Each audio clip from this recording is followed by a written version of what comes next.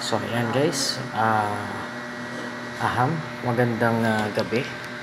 Ngayon, gagawa tayo ng setup tungkol dito sa kung paano i-configure to.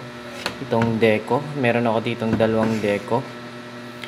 M4 tower type ang tawag nila dito.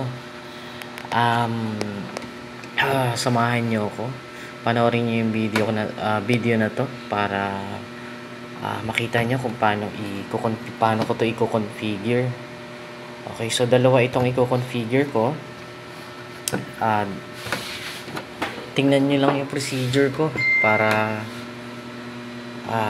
malaman nyo yung setup natin. Okay, so start na tayo.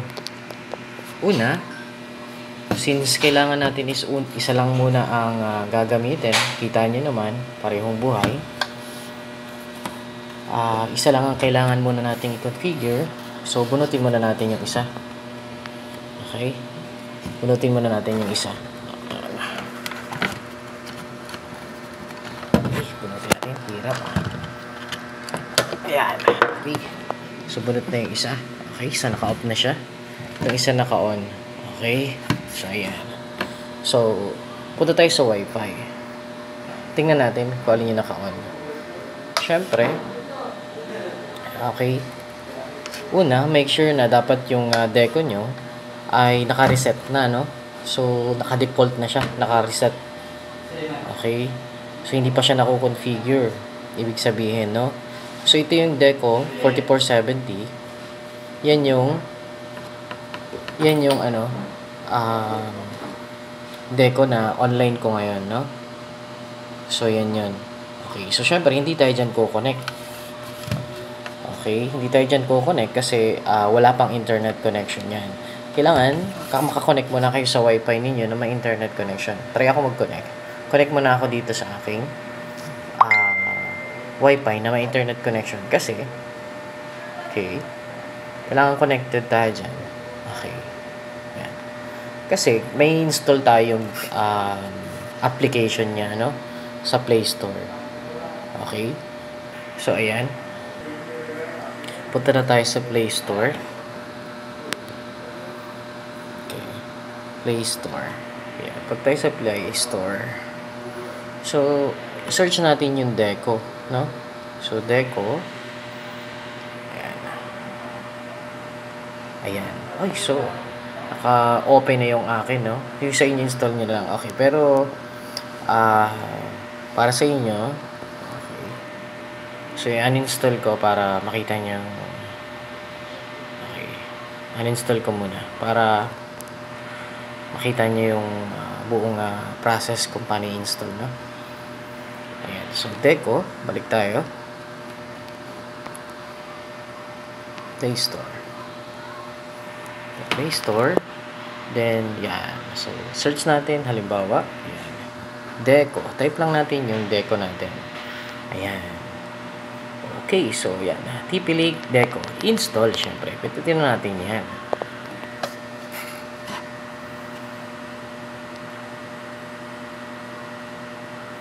So, hintayin natin yung loading.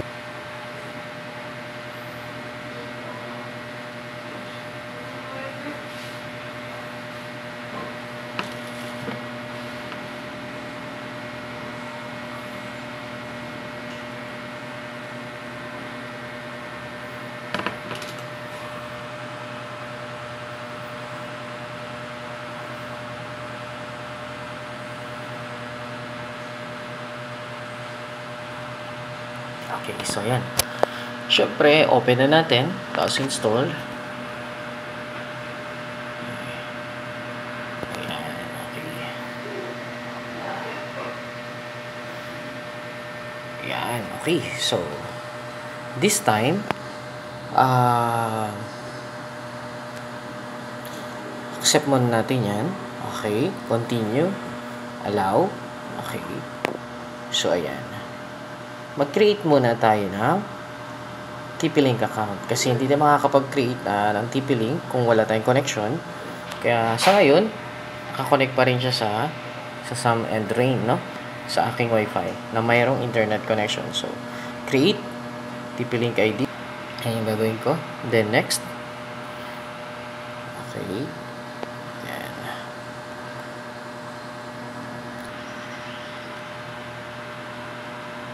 Okay, so ayan. Kailangan pumunta tayo dun sa ating Gmail account para ma-activate natin itong ID natin. So, mayroon niyang countdown. Yan. Pag hindi na-receive ng 60 seconds, so mawawala yan. Kailangan i-resend ulit.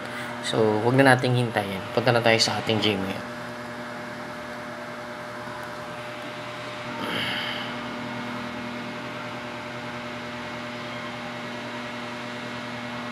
All inbox tayo.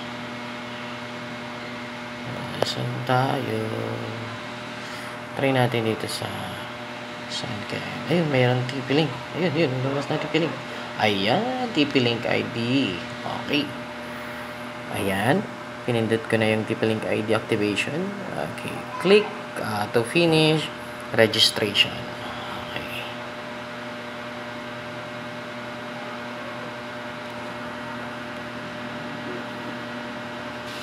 Waiting ulit. Ayan, activation succeeded. So, ibig sabihin may account na tayo sa TP-Link. So, ayan na nga.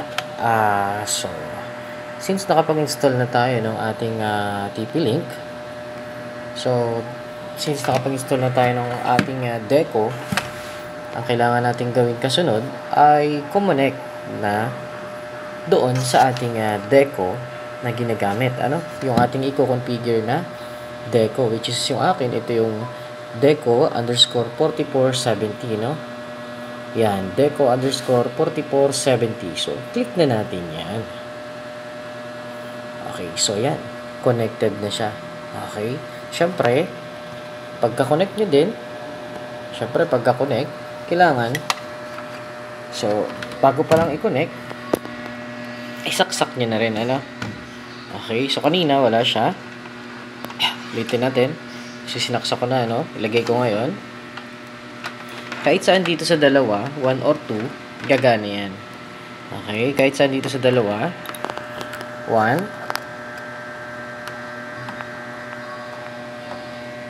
Okay, wait lang, hindi natin makita. Okay, wali na ba? Yan. Kahit alin dyan sa dalawang yan, 1 or 2 natin dyan, kahit alin dyan, pwede nating saksakan. Okay. So, sa akin, saksak ko siya sa 2 para makita nyo talaga na kahit saan, no? Ito yung akin, sinaksak ko na. Okay. Sa 2 ko siya sinaksak. Okay. So, ayan. Ayan, nakasaksak na. And then, check din natin yung wifi kung naka-deco na nga. Okay. Ayan, naka-deco na, no? So, connected siya. Okay. Nakasulat sa kanya, Deco 4470 connected.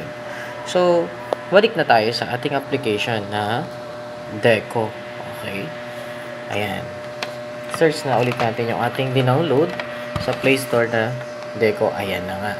So, kailangan na ulit natin log in dun sa niregister natin kanina, kung naaalala nyo. Okay. Test. Yan yun. Yan kasi yung ginawa kong password kasi test lang naman siya. Okay. Yan. Okay. Login ko na. Ayan. Okay. So, turn on fingerprint login daw. So, hindi na. Maybe later tayo. Okay. So, start tayo. Let's begin. Hanapin natin yung klase ng ating Deco. Yan nga. M3 or M4 tayo kasi yun yung ating Deco, no? Pakipindot ng M3 / and M4. Okay, pindot. Ayan daw. What you'll need? Deco, adapter, tsaka internet cable. Okay, mayroon na tayo niyan. Yung Deco natin, power adapter, nakasaksak na. Yung ating internet cable, sinaksak na rin natin. Okay. Ano yan? Wait, pakita ko sa inyo. Ano yun? Ito yun. Okay. So, yan. Deco, power adapter, and Ethernet cable. Okay, so nakasaksak na. Properly set na tayo. Okay, then go tayo. Next na tayo.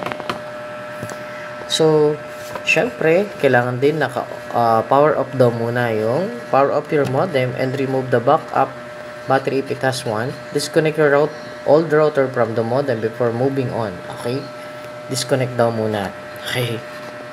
So, sa akin, hindi ko na i-disconnect, no? Tuloy na tayo dyan. Next ko na yan. Okay? Next na lang. Ayan. Plug in your device. Okay.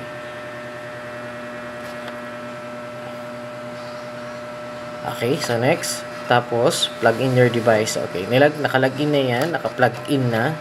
Yung, syempre, yung dulo ng Ethernet cable natin, kailangan nakasaksak dun sa ating ISP or service provider. Kaya dapat, or kung anong gamit natin, PLDT ba yan, Glo ba yan, or Converge ba yan. So, dapat yan, nakasaksak na yung dulo ng ating Ethernet cable. Ano? Okay, siguro gets naman tayo dun. Okay, so next na tayo. Kaya dapat, ayan, check your modem. Wait for about 2 minutes for your modem to start up. Okay? Not sure. When the modem is ready, okay. So, next na lang tayo dyan. Okay. Wait until Deco's LED pulses blue. Solid yellow. Deco is starting up. Please wait. Publishing. Okay. Pulsing blue. Deco is ready for setup. So, yan. Next natin.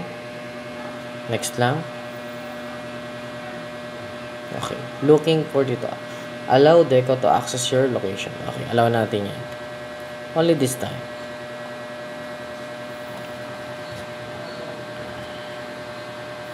Okay. Nakita niya na. So, set up natin siya sa bedroom lang. Halimbawa, no? Sa bedroom na lang natin siya i-select. Okay. Detecting internet connection time. Okay. Ayan na. Okay, so next na lang tayo. Create your Wi-Fi. Okay. Dito, yung Deco na napansin nyo kanina, okay, yan Deco _44 na yan.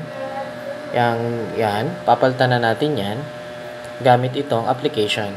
Dito na yan sa Create Your Wi-Fi Network. So, ilagay na natin. Halimbawa, test na lang lagay natin. Test _Deco. Okay? Deco 1. Okay? Same, lagay tayo ng password. Actually, ang password niyan, isang malaki. Tapos, dapat meron kang ang password na required nito, isang malaki na letters, dapat may mga maliliit din. At kailangan may special character. Okay, so sa akin, lagyan ko sa unahan ng malaking letra. Tapos, maliliit na, may mga numbers, lalagyan din. Tapos, lagyan nyo rin ng special character. Akin, nilagyan ko rin ng special character, katulad yan, plus, minus, kahit anong special character na gusto nyong ilagay. Multiply, division. Okay, so next.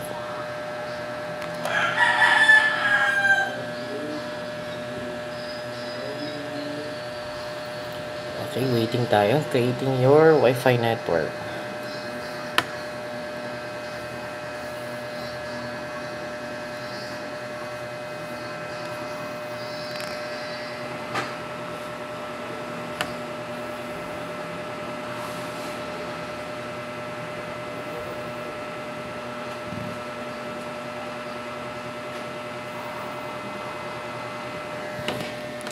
Save.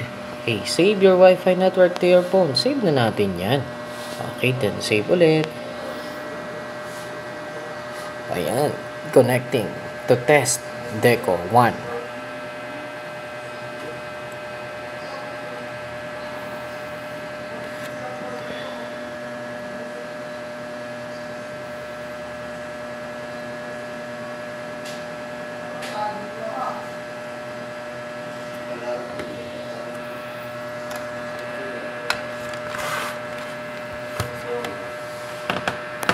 Deco is now online.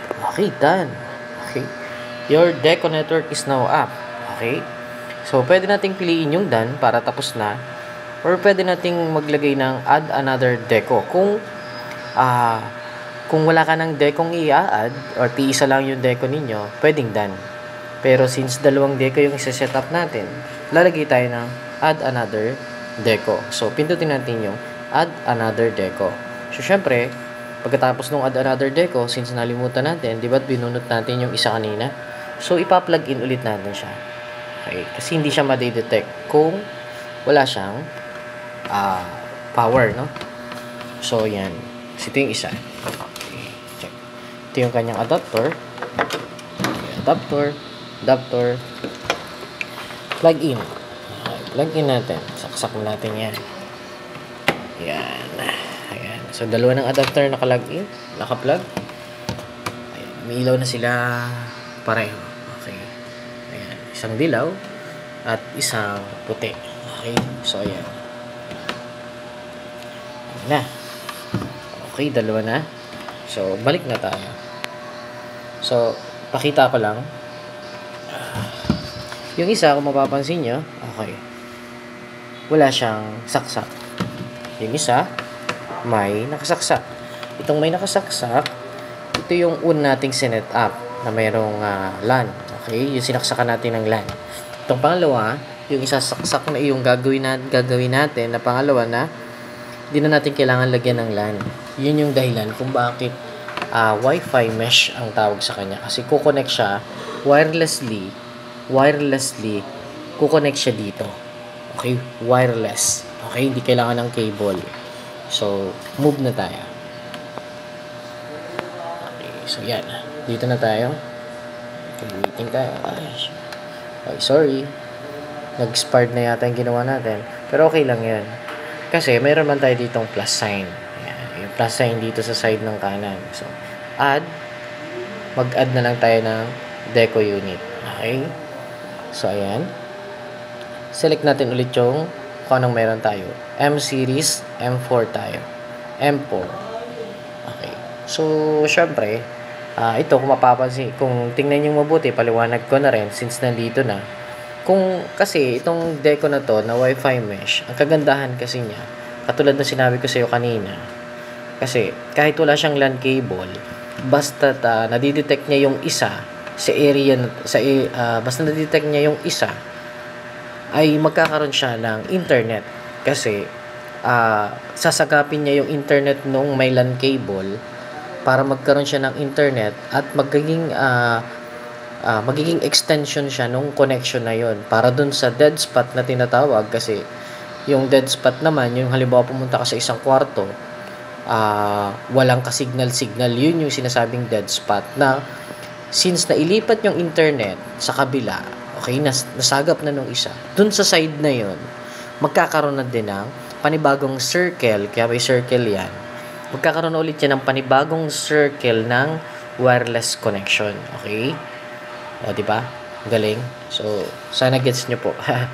Okay, salamat. Okay. So, siya, dito lang din natin ilagay halimbawa sa first floor. Na-divide lang siya ng mga kwarto, no? So, try natin sa first floor din. Yan na lang. Next na lang natin. Place out in the open. Place device in an open space. Okay, sabi daw niya. Next na lang tayo dyan. Away from large electrical appliances. Okay?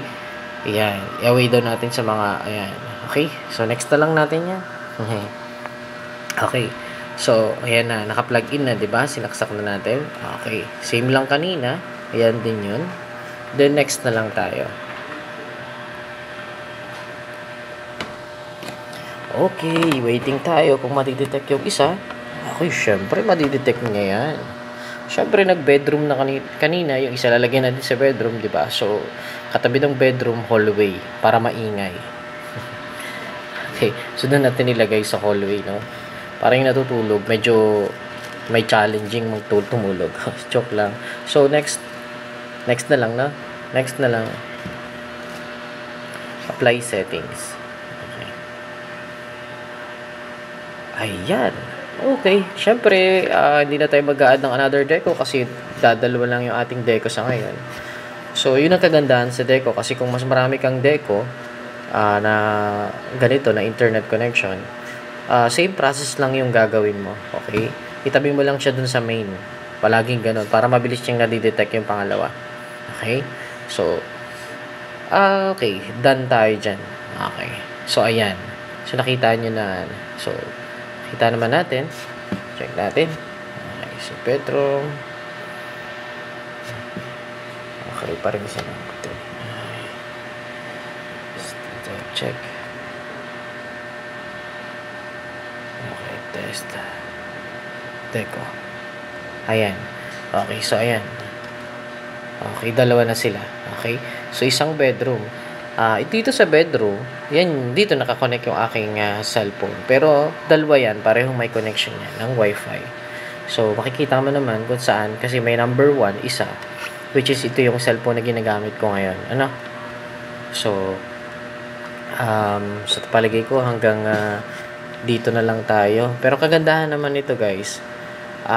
Additional na lang ako ng konting additional na lang ako ng information. So kung mapapansin niyo ito, ayan, 'di ba? Wala siyang saksak. Kagandahan nito kasi pwede mo na tong bunutin sa saksakan niya, sa plug niya. Tapos hanapan mo na ng ibang saksakan na kung saan naabot pa ng cellphone mo yung signal nung kahit kaunti, 1 bar or 2 bar man lang sana, pinakamaganda 2 or 3 bar man lang sana nadidetect, mas the best kung 4, di ba? Nadidetect yung itong main mo na may port. Tapos pag nadetect ng cellphone mo 3, 4 bar, so mas maganda saka nyo dun i-plug yung pangalawa.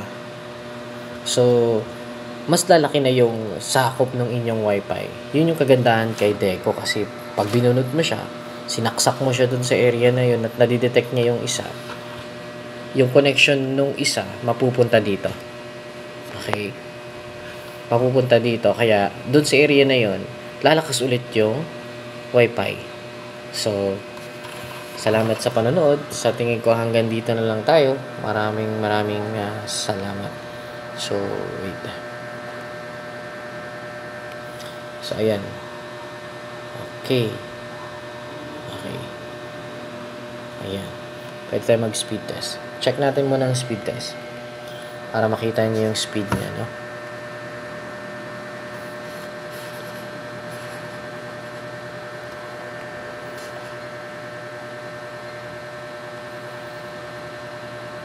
Ayan, taas na. O, diba? Isipin niyo yan. Wireless yan. Connected. 200 plus. Ano ibig sabihin? Ibig sabihin yan kung bakit 200 plus. Dahil yung port niya or yung saksakan niya, gigabit. Okay? 1000 Mbps yung kanyang port. So, dun sa mga nakakaalam, sa mga hindi pa, okay lang yun. Nasa search naman yun. So, ayan. Thank you very much, guys.